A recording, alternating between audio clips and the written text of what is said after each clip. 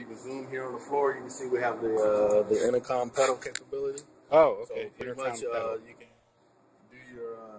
do your work on your laptops and key the radios or key the intercom system as needed with the floor system.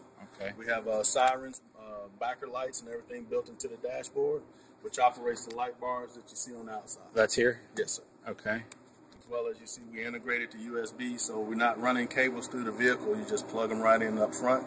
There's a GPS capability.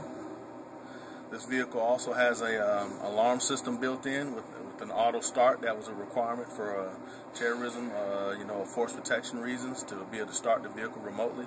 Now, if you look around the windshield, look around the doors, that's where we discussed the clips. This vehicle comes with curtains. Oh, so right, you right. go into the at the halt mode. These clips put your curtains up, and you now have yourself a fully functioning command center. And those curtains exist in here somewhere? They should be in the back. That's okay. what the notes would give to. Okay. And the alarm system, I saw in the notes from earlier that it needed repair. Is it still in need of repair? Needed repair. Yes. Okay. That's one of the. Is there any documentation on that? Like where it is? The manual.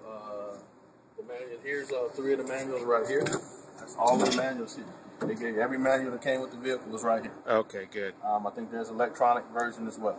Okay. Okay, of course, behind here is the BFT.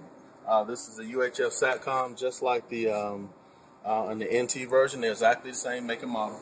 This is probably the best ones you can get in the world besides the X-Wing type.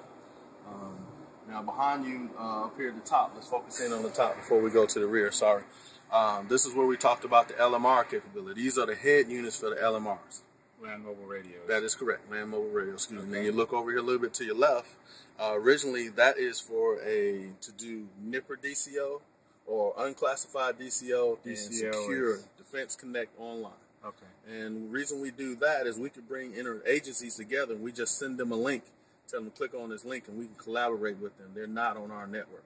So we can still be on our NIPR, send them a link to their agency's email, and we could do collaboration sessions. And that was do video collaboration or chat or whiteboard. We can whiteboard pretty much en route. Nice.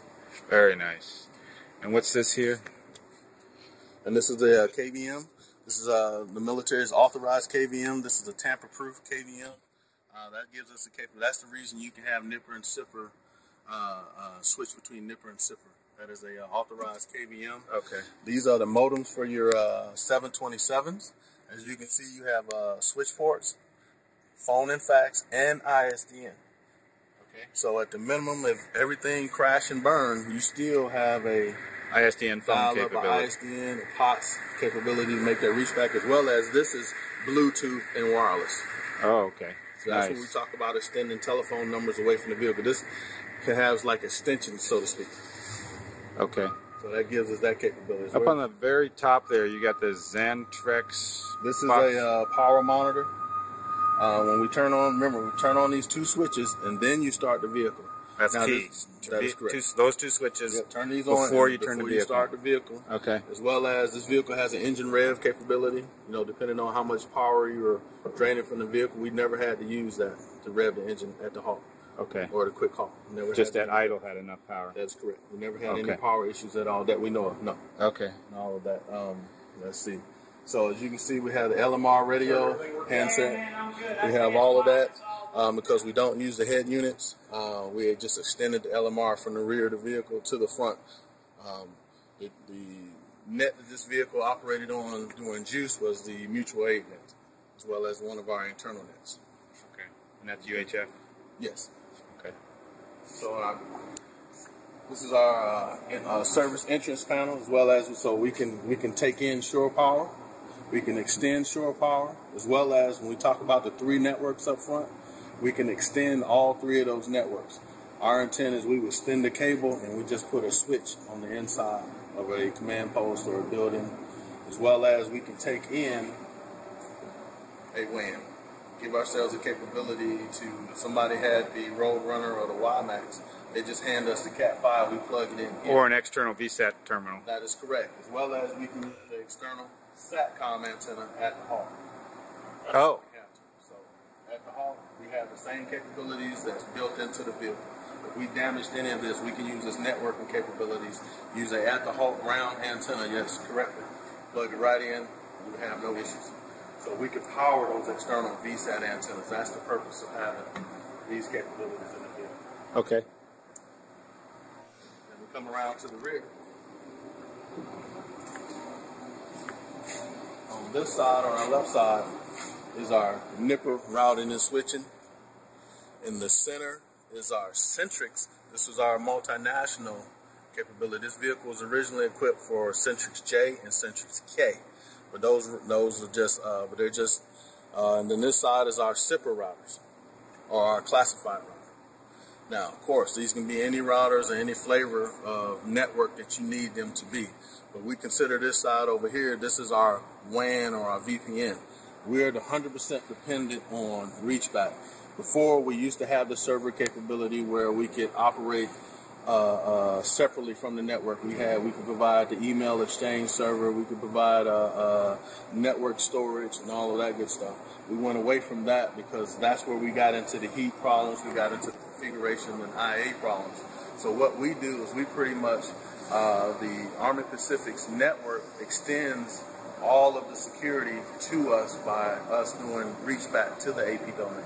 So what we maintain is an AES 256 encryption all the way back to our domain. We establish a VPN connection.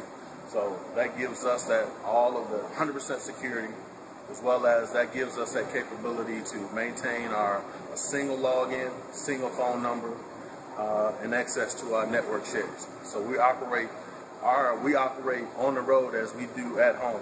Our email doesn't change once we deploy unless we become a JTF. We become a JTF, wherever that JTF, we either meet them in the cloud, or we have enough horsepower in these routers that we can maintain that secondary configuration. And within an hour, we could flip the configuration that we can fully tie into the JTF. Are those 3600 routers? What are they? These are 2800 2811s. 2811s. Okay. Right. We have plenty of horsepower. Our original configuration, we had set aside 100 IPs for this vehicle. There were 50 IPs set aside for this vehicle. So pretty much we could provide network access to a command post without a problem. You know, it all depends on how much bandwidth, horsepower, what we're doing, what applications we're running. Applications like CPAW, pretty extensive. Now let's talk a little bit about, we have a transport deck. One of the reasons for this, of course, we can carry a lot of logistical supplies, our water or our bag or housing. But one of the things we tested was this is an interagency vehicle. So let's say another agency has an application, but they need that system or that application to be on the move. That's where we provide them. They just bring their racks, set it here, plug it into whatever network they need to. We provide them reach back. We can still maintain our reach back and our networks home to our home base, and then we can let them have their reach back home. We just give them a piece of our bandwidth pretty much, as well as we enable their capability to continue to plan and route. Once they arrive on site, they're already on the network. There's no arriving, and now let's configure, spend this 15 minutes, 20 minutes, an hour a day, however long it takes to bring their application online. It is already online from the start, as well as, so that's what we consider this vehicle, an enabler. Okay, they've taken the back panels off, and that's where you see a lot of the cabling. We didn't take any of the cabling out from the system configuration. It used to be all thin client here. The thin clients are here. We took those out when we put the covers back here. And then there's a shelf. There's a lock and drawer. That's where we have all of your network cables, your cable repair kit, and all of that good stuff. There's another drawer below that. Over here on the left side, we have the, it's not installed, but that's where your bonding device go. We didn't talk about the bonding device. We'll go back up front and talk about the bonding device. Yes, we'll talk about that. Okay. We really need to talk about that. So some of the lessons learned, so you see back here in the rear, we have all of the our configuration ports. That was one of the drawbacks that we saw. En route, you have limited capability to know the status of your system. If something goes down, it's really hard to fix it on the move. So one of the things we saw is the ability to troubleshoot repair systems en route.